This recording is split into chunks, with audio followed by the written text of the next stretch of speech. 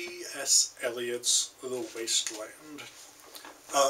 So this, for me, is the modernist poem par excellence. This is the mission statement of modernism. So T.S. Eliot, before I sort of get into the poem itself, T.S. Eliot is one of the very few authors that you will possibly or probably read in both Brit Lit 2 and American Lit 2 survey courses. He was an American. He was born in St. Louis, I believe. But then he moved to Britain, and he became a British citizen. And he, I think, liked to think of himself as British. He did a fake British accent a lot of the time when he was reading his poetry. But for that reason, he gets read in both British and American lit surveys. And he was incredibly influential on both sides of the Atlantic, working with great American modernists like Ezra Pound, and then also working with people like James Joyce, Yeats, and so on, who were these sort of key figures of British modernism. So The Wasteland is an incredibly challenging poem. So the Norton Anthology, like, this is one of those poems you really absolutely need to read the footnotes, because the poem is densely allusive. It makes references to, or allusions to, Chaucer, to Shakespeare's The Tempest, to Wagner's Tristan and Isolde, and that's just the first 2 pages of the poem here. We've got components of Hindu theology, Buddhist theology, Jacobean drama, ragtime. This is a poem pulling bits and pieces from everywhere, and ultimately, for me, that is sort of the thesis of this poem, which we get at the very end.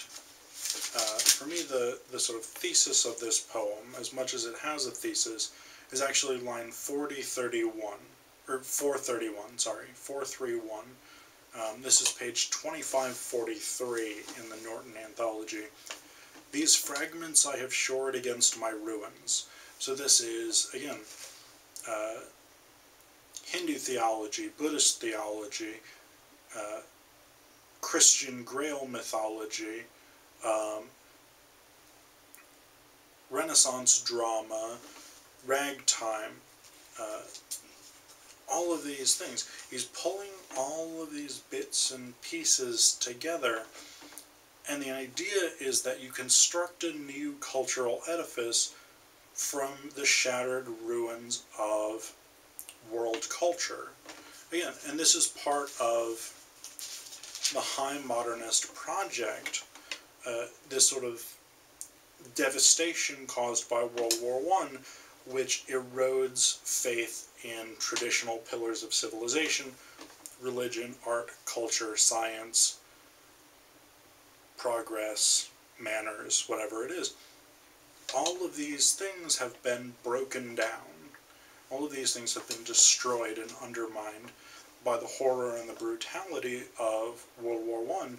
And so what Eliot is attempting to do in The Wasteland is to find fragments, to find bits and pieces of culture and ideas and theology and aesthetics and so on, and put them together into a new cultural edifice.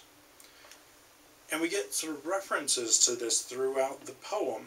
I mean, the beginning of the second stanza here, and this would be page 2530, 2530, lines 19 through 22. What are the roots that clutch? What branches grow out of this stony rubbish? Son of man, you cannot say or guess, for you know only a heap of broken images. So even from fairly near the beginning of this poem, we get this sense that this is a poem about lost culture, shattered images, broken bits and pieces of ideas and art and theology and all of this stuff. And it gets put together in ways that are incredibly challenging and ways that are not necessarily sort of immediately apparent how they work. So, like, one thing that Eliot does continually is what we would call code switching. So this would be switching between different languages to create meaning. So line 12, for instance, is the first time we get this. We have a stanza otherwise in English, but line 12 is in German. And I don't really speak German, but I think it would be Bin gar keine Russen, stam los lauten, laut Lituane, echt Deutsch. So this would be Eliot kind of ventriloquizing Countess Maria Lariche, who was someone that he had met, so talking about really the good old days before World War I. But this comes, this sort of section of talking about sort of nostalgically reflecting on pre-World War I comes after this ironic reversal of the opening of Chaucer's general prologue, Geoffrey Chaucer's general prologue to the Canterbury Tales. So we have here this complex interplay of different cultural elements and components of nostalgia, because we have the Countess talking about back in the sort of good old days and going out sledding and things like this, and this sort of fun pastoral aristocratic culture.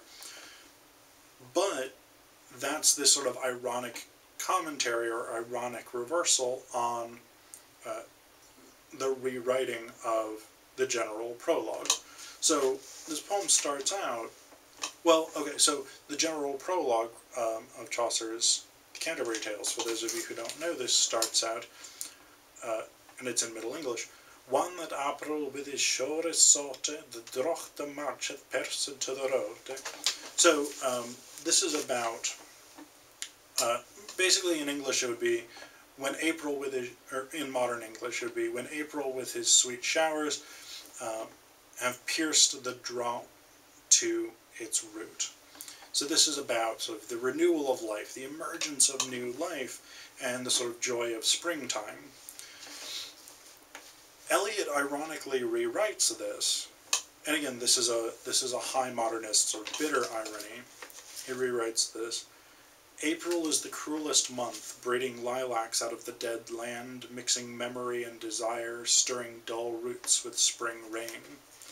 So we have this evocation of Chaucer's general prologue, which is about the renewal of life and spring and the emergence of new possibilities.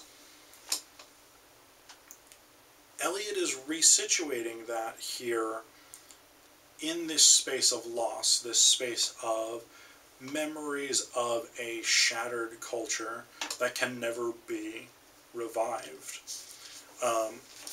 And so we've got, throughout this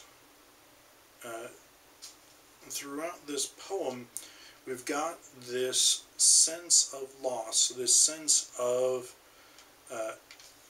confusion and destruction and pulling bits and pieces and fragments from everywhere to try and make sense of the world that you're in.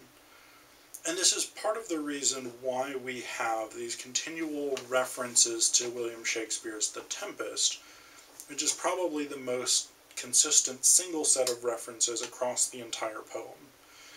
Individual sections Like the Fire Sermon, section 3, draws heavily on Buddhist theology.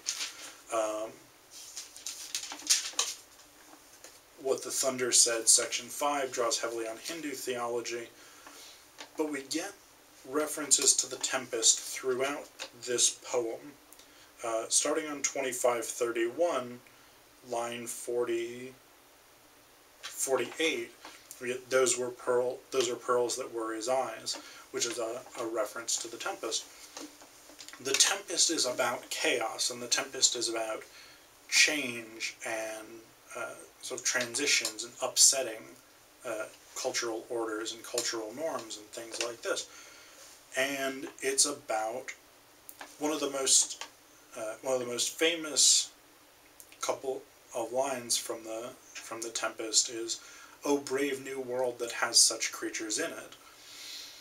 It's about finding a new world and encountering a new universe. And this is the terror of high modernism, really, is being sort of forced to confront a new universe, or a new way of understanding oneself within the universe. And we get these sort of continual references to confusion. Again, I just sort of pull one at random here from section 2, A Game of Chess, page 2533, starting at line 88. Troubled, confused, and drowned the sense in odors, stirred by the air that freshened from the window, these ascended in fattening the prolonged candle flames, flung their smoke into the laqueria, stirring the pattern on the coffered ceiling. So we have this sense of sort of swirling, somewhat destructiveness, this sort of weird displacing of images and ideas. And this is, I think, the central sort of project of modernism, is coming to terms with a universe in which you don't have the solidity of theology, you don't have the solidity of progress, industry, science, you don't have the solidity of mythology, nationalism, any of these things that had grounded civilization, and you have to find something to replace them. And that's what Eliot tries to do with all of the bits and pieces that get drawn in for the Wasteland.